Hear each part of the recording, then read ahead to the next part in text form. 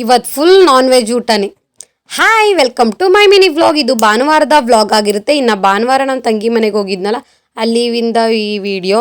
ಇನ್ನು ಅವರು ಕೂಡ ಬೆಳಗ್ಗೆ ಚಿಕನ್ ತಂದಿದ್ರು, ಇನ್ನೊಬ್ರು ಮನೆ ಫಿಶ್ ತಂದಿದ್ರು. ಅಲ್ಲೆಲ್ಲ ಊಟ ಮಾಡಿಕೊಂಡು ನಾವು ಊರಿಗೆ ಹೊರಟು ಬಂದು, ಇನ್ನು ಬಂದು ಸ್ವಲ್ಪ ಹೊತ್ತು ಮಲಗಿದ್ದೆದ್ದು, ಇನ್ನು ಡ್ರೆಸ್ಗಳೆಲ್ಲ ಇತ್ತು, ಅದನ್ನೆಲ್ಲನೂ ಸ್ವಲ್ಪ ಕಟ್ ಮಾಡಿಕೊಂಡು ಇಲ್ಲಿ ಮತ್ತು ಇದ್ರದ್ದು ಸ್ಟಿಚಿಂಗ್ ಕೆಲಸ ಮುಗಿಸ್ಕೊಳ್ಳೋಣ ಅಂತ ಹೇಳಿಬಿಟ್ಟು ಸುಮಾರು ಒಂದು 2-3 ಜೊತೆ ಇತ್ತು, ಅದನ್ನೆಲ್ಲನೂ ಫಸ್ಟು ಕಟ್ ಮಾಡಿ ಇಟ್ಕೊಬಿಟ್ರೆ ಆಮೇಲೆ ಸ್ಟಿಚ್ ಮಾಡೋಣ ಅಂತ ಹೇಳಿ ಇದನ್ನೆಲ್ಲನೂ ಕಟ್ ಮಾಡಿಕೊಂಡು ಆದಮೇಲೆ ಸ್ಟಿಚ್ ಕೂಡ ಮಾಡಿಕೊಂಡೆ. ಇನ್ನು ಅಮ್ಮ ಅವರೆಲ್ಲ ಬಟ್ಟೆ ಎಲ್ಲ ತೊಳೆಯೋಕೆ ಹೋಗಿದ್ರು. ಬಟ್ಟೆ ಸುಮಾರು ಆಗಿಬಿಟ್ಟಿತ್ತು, ಕೆರೆ ಹತ್ರ ಹೋಗಿದ್ರು. ಇನ್ನು ನಾನು ಮನೇಲಿ ಬೇರೆ ಕೆಲಸಗಳೆಲ್ಲ ಇತ್ತಲ್ಲ, ಅದನ್ನೆಲ್ಲನೂ ಮುಗಿಸ್ಕೊಂಡೆ.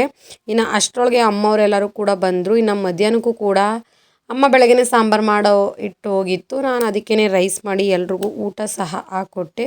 ಇನ್ನು ಅದೆಲ್ಲ ಆದಮೇಲೆ ಬಟ್ಟೆ ಎಲ್ಲನೂ ಕೊಟ್ಟು ಕಳಿಸಿದ್ರು ನನ್ನ ತಮ್ಮನ ಕೈಲಿ. ಇನ್ನು ಅವೆಲ್ಲನೂ ಒಣ ಹಾಕಿ ನಾನು ಸ್ವಲ್ಪ ಕೂದಲಿಗೆ ಎಣ್ಣೆ ಹಾಕ್ಕೊಂಡಿಲ್ಲ ಅಂತ ಹೇಳಿ ಕೂದಲಿಗೆ ಎಣ್ಣೆ ಹಾಕ್ಕೊಂಡು ಸ್ವಲ್ಪ ಚೆನ್ನಾಗಿ ಮಸಾಜ್ ಮಾಡಿಕೊಂಡೆ. ಬೆಳಗ್ಗೆ ಸ್ನಾನ ಮಾಡಬೇಕಲ್ಲ, ಇವಾಗ ಹಾಕಿದ್ರೆ ಚೆನ್ನಾಗಿರುತ್ತೆ ಅಂತ ಹೇಳಿಬಿಟ್ಟು ಚೆನ್ನಾಗಿ ಮಸಾಜ್ ಎಲ್ಲ ಮಾಡ್ಕೊಂಡಾದ್ಮೇಲೆ ಇನ್ನು ಅಪ್ಪ ಇವತ್ತು ಸಂಡೇ ಇರೋದ್ರಿಂದ ಮತ್ತು ನಾವು ನನ್ನ ತಂಗಿ ತಮ್ಮ ಎಲ್ಲರೂ ಕೂಡ ಇದ್ದು, ಹಾಗಾಗಿ ಅಪ್ಪನೂ ಕೂಡ ಚಿಕನ್ ತೊಗೊಬತ್ತೀನಿ ಅಂತ ಹೇಳಿದ್ರು. ಇನ್ನು ಅದಕ್ಕೆ ನಾನೆಲ್ಲ ರೆಡಿ ಮಾಡ್ಕೊಂಡು ಇಲ್ಲಿ ಚಿಕನ್ ಸಾಂಬಾರು ಸಹ ಮಾಡಿದೆ.